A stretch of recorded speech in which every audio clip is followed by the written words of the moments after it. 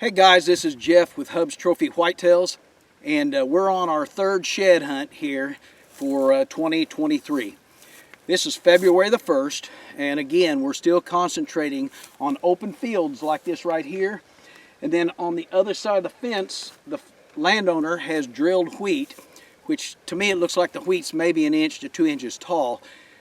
But when the deer are looking for food, that's still food. The other thing we're concentrating on is combined soybean fields and cut corn fields and food plots. And I'm telling you, if you want to really become a good shed hunter, you need to go out and put you some food plots in. So usually if I put food plots out that year, I thrive on, especially if we don't have a drought. If we get good rain and I got a good food plot, you've got a lot of good deer coming into a plot like that, and you'll find a lot of sheds. Because the more deer that you get concentrated into an area like that, they're competing for that food.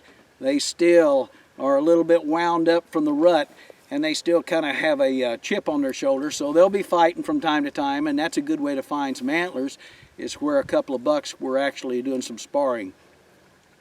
Right now we're just going to concentrate on this open field.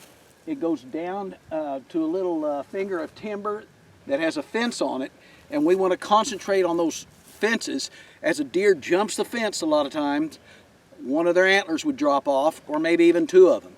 And if it's a very big buck and he's lost one side, a lot of times they'll shake their head or even bring their paw up there and hit it with their hoof and knock the other side off. I mean, I've literally found match sets before, one right on top of the other one.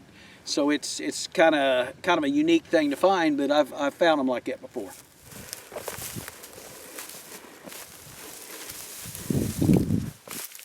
Holy cow, that's an old one, but boy, that's a stud. Nate, that's a good find. Nice 5-point side, right side. What do you think of that? It's nice and big. Yeah. Okay, well, let's go looking for the other side. Who knows?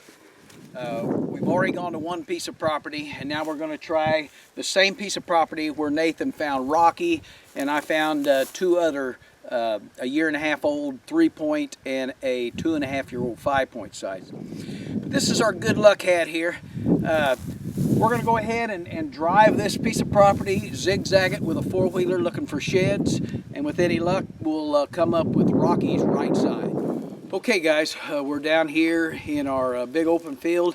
We've already checked 3 of our trail cameras. We'll take them home and check and see what kind of deer antler drop that we've got right now. But we're coming along, getting ready to start our first zigzag, and right in front of the 4-wheeler is a dandy 5-point sight. Oh, you know who that is? Captain Hook. That's Captain Hook. Uh-huh. That's Captain Hook. We got Captain Hook's, let's see, that'd be Captain Hook's right side. And this thing's been laying here a while, guys. I mean, we've probably gone around this crazy thing and not even seen it. It's just a good day to shed hunt is like a day like today. You got overcast skies, and it's so much easier to pick up on these sheds. But I've got this buck shed at 3.5. Let's see, I've got his, it'd be his left side at 3.5. Rylan, my grandson, other grandson, found his right side at 4.5. At 5.5 last year, I found both his left and right side within 10 foot of each other. And here he is at 6.5, and we've got his right side. So, man, we want the left side on this deer really bad. So, really tickled to find this. This is one of the main deer that we had on our list for finding the sheds too. So, the awesome day. This is a total success with this right here. So, there's that shed. Look at the beam length and the mass. He had an abnormal right here that he's busted off, but just an absolute giant shed. Guys, I want to share with you a buck that we've got a lot of history with. We call him Captain Hook, basically because he basically hooks way around on his main beam. So we try to name all of our bucks, that way we can identify them. If I was to be fortunate enough to shoot one and call my grandson in northern Missouri, I can say I shot Captain Hook, and he's going to go, oh, I know what buck that is. So we name all our deer. But Captain Hook, this is so cool. I found this shed here to his right side when he was 3.5. Just a really nice shed. Never found the other side. The very next year, Ryland finds the left side to it. Again, he's got that hook on that main beam where we give him his name. And this year, we never found his right side. The very next year, I find both the left and the right side.